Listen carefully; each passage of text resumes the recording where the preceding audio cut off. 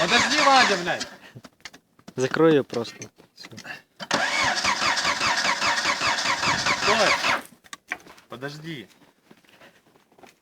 Он сюда чишет что-то. Не крути.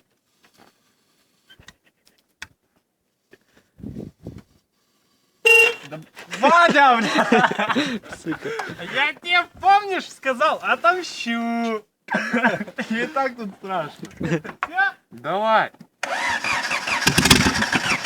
Нихуя. Подожди, давай зажигание обратно. Крути. Мой оленечек. Сколько было, чуть-чуть. Все? Так, давай. Подожди, я сейчас брызну.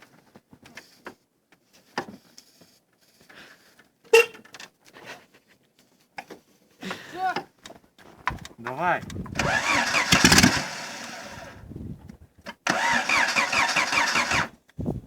Ну? Ну чё, пшикай? Да блин! Он говорит, пшикай. Подожди, нет, давай эту. Бензин-то поступает на щепка? Через шланг, смотри. Гиперчатки возьми другие. Он не поступает, бензин. Вообще даже. Где там этот ножик был?